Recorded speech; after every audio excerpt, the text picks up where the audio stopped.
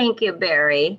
And thank you, Robin, for your very moving story. As Robin and I have spoken earlier, I have many stories like Robin's because people aren't quite as prepared as they can be or want to be because they don't realize how quickly things move. So there are people such as myself out there where we can be resourced.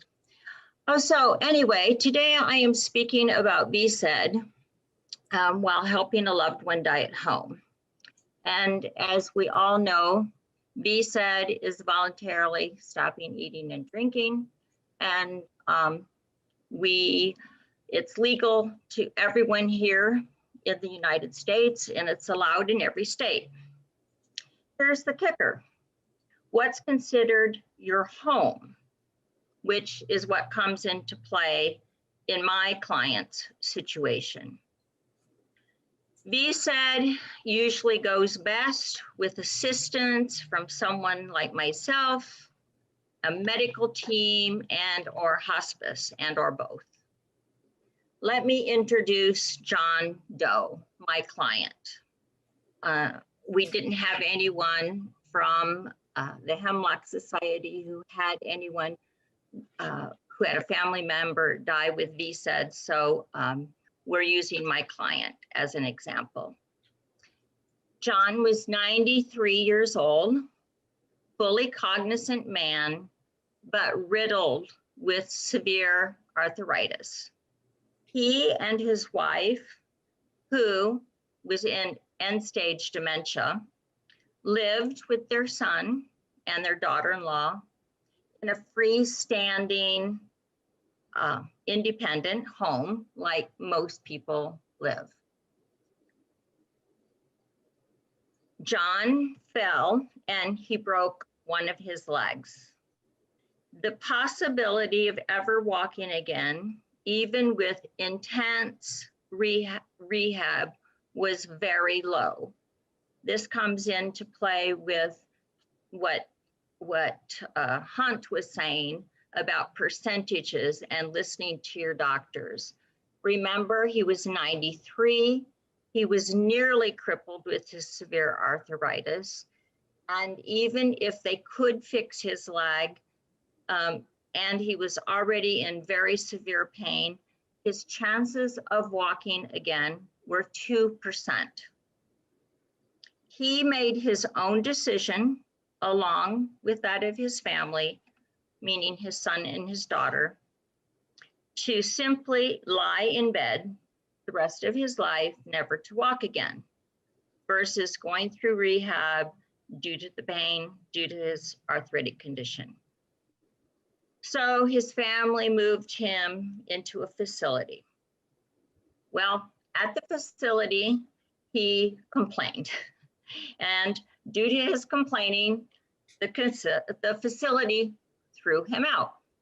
And many of you may not know this, but this happens a lot. If you complain a lot, the facility can ask you to leave, and they do. So the family was then searching for a place for John to live. So they found a board and care, which are usually small places of the 6 to 8 people. And that's where he went to live in October. Being there by December, he had decided that he no longer wanted medications, meaning those that would in any way contribute to keeping his health in him alive in any way, such as his high cholesterol medications or anything like that. He was going to stop all those types of medications. By January, he then made his decision to stop eating, thinking that if he stopped eating, he would certainly die soon. However, he kept drinking. John called his children, his son and his daughter, and he had a family discussion about his intentions. Remember, he's very cognizant throughout this whole process.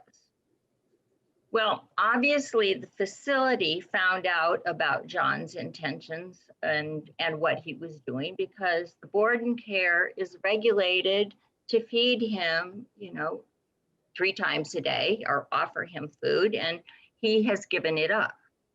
So the board and care called in a hospice, and they called the children.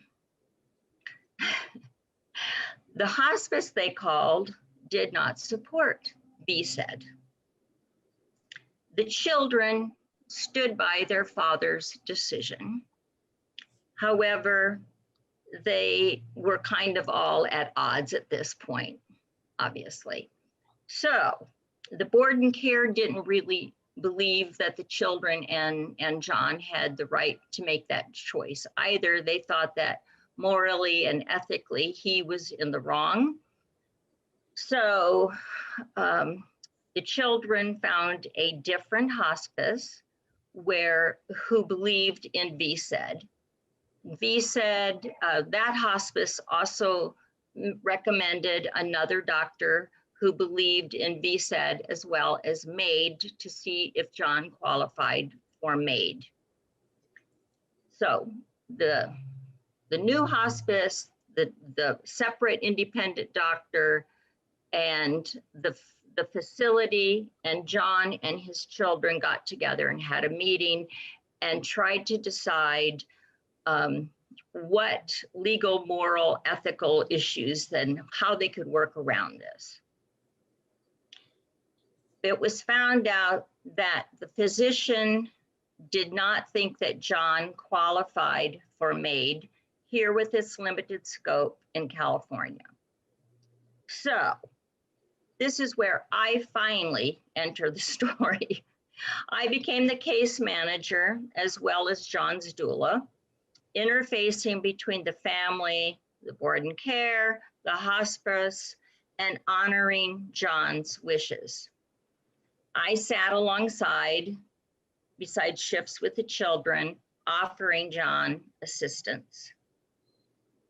I was trying to keep the board and care people away from John as much as possible in a respectful way, because they felt of their legal obligations to serve him and to honor what they thought were their moral obligations to do whatever he requested, even if he was in delirium and asking for water. They would want to give him gulps of water.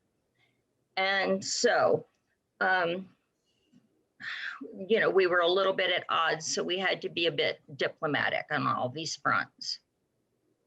So John needed to have his mouth swabbed whenever he asked for water versus the gulps of water, which would further his days.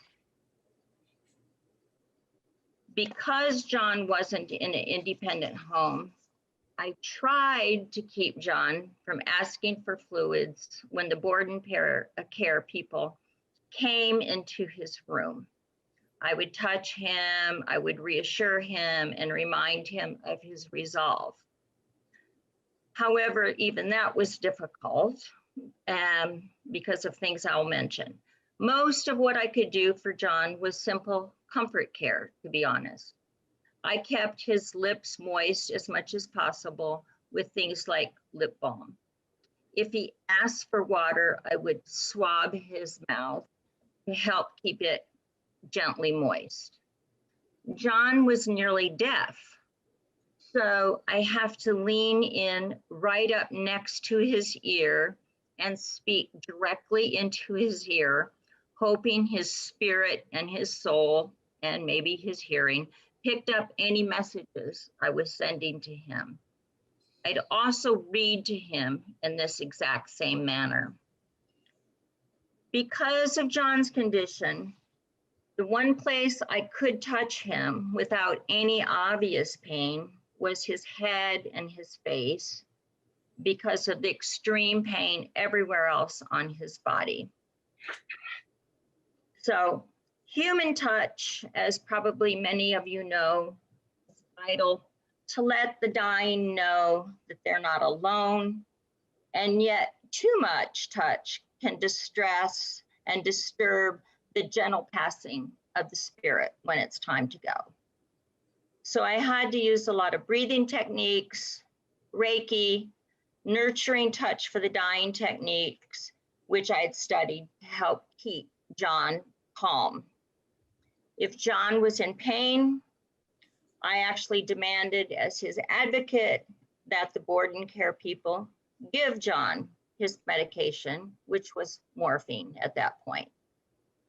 At times, the board and care people resisted me as they felt that I was offering John medication to hasten his own death, whereas I'm trained to watch for signs of suffering, like facial expressions, grimacing, so on, and clenching of the fist, things like that.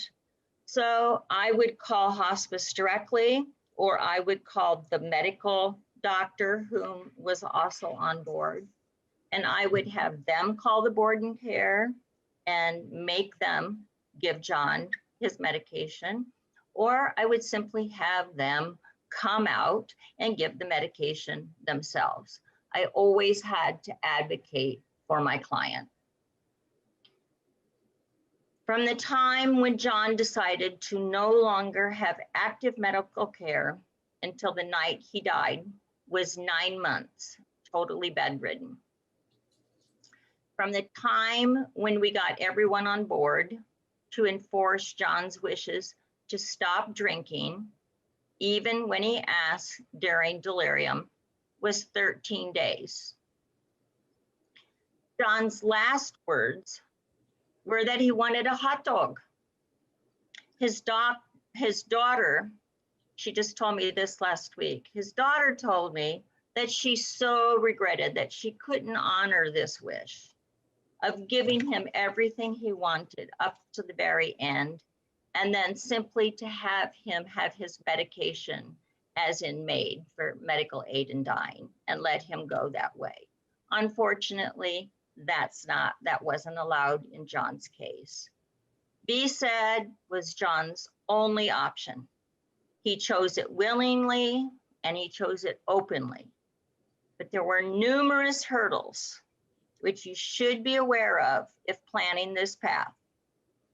Get yourself in the right situation, get the right resources lined up, know and understand that the first week can be tough, but also know with the right resources that the very end is peaceful and it's quiet and it's without struggle. Thirst is the only real challenge that John had with VSED due to how long it takes. The need for food dissipated quite quickly as John had already given up eating. Anyway, the thing to remember is that VSED for John wasn't all that traumatic.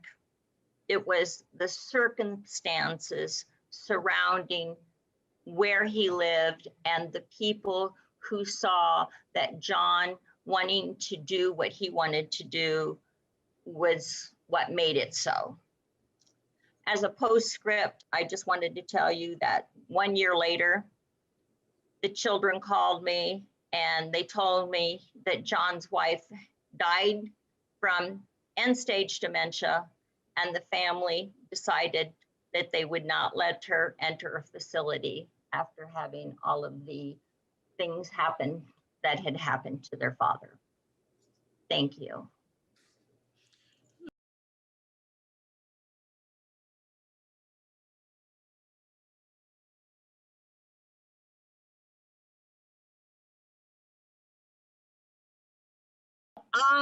I had relief. It was something I organized for children. We set up schedules on shifts on who was going to stay with John when. So no, it was not there all day. I have other clients I look after, so that would not have been possible, number one. And how did I get involved in this situation? I get referrals a lot of times from a lot of different people in the community, and I was referred by the medical doctor who was called in. Okay.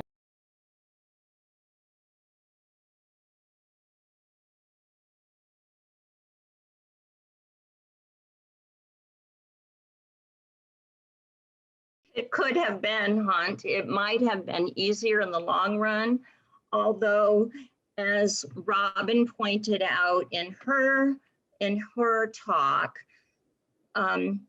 John had to be changed, and his linens had to be changed, and all of these things.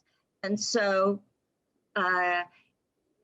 because of his brittle bones and being in so much pain, the family was a little bit afraid to take that on.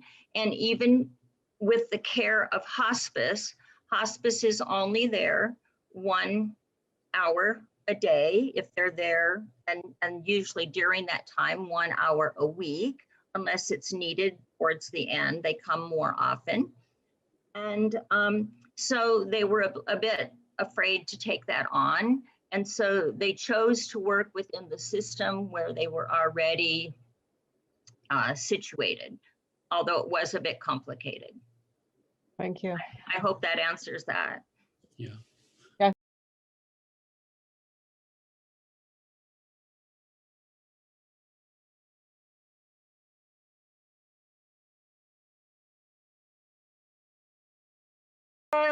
I don't know, because I wasn't involved that early in the process. I do think that this is a good time to bring it up, since we're talking about death at home and hospices and board and cares and things like that, because a lot of my clients do live in a facility, is that every facility and board and care and hospice has their own rules and regulations. Some hospices will assist with MAID, some hospices will assist with VSED, other hospices will say absolutely no, under no circumstances. And same with all sorts of facilities, from board and cares to a facility just where a long-term care facility, or a facility where it's an assisted living, whatever. Some facilities, people are totally comfortable with that, and other facilities say we don't want to have anything to do with that. It's something that you need to look into and or find out about.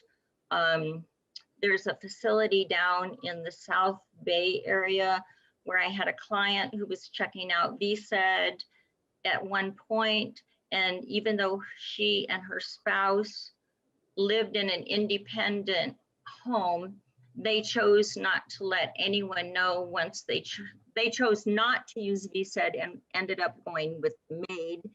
They chose not to let anyone in the entire complex know that they were doing any of that, because they found out legally she would have to leave her home and go into the like the nursing area. And of course, the whole point is to be at home.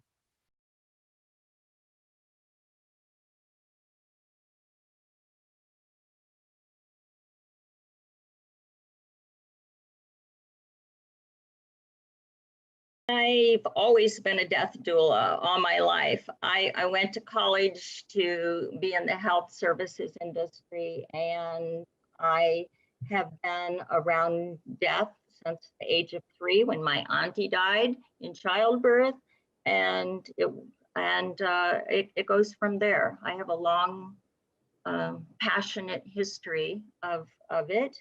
And I don't know that everyone wants to hear my story now, but I'd be happy to talk about it sometime. And I think most of all, it's it's about helping the person who is dying as much as helping the family, because there's so many unexpected twists and turns, and you have to know where the resources are and what is available in our communities and what is out there, so that you can direct them so that they can make their own choices, more than it is about a lot of other things.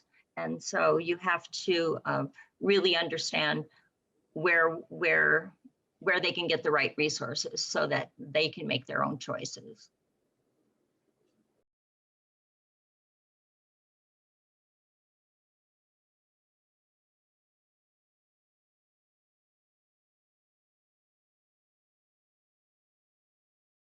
At the end, I would love to also be in my own home, of course. And I would love to do a presentation sometime with all of you where we would do a presentation and figure out, help each of you figure out what it is that you want. But that's a whole different presentation. Can,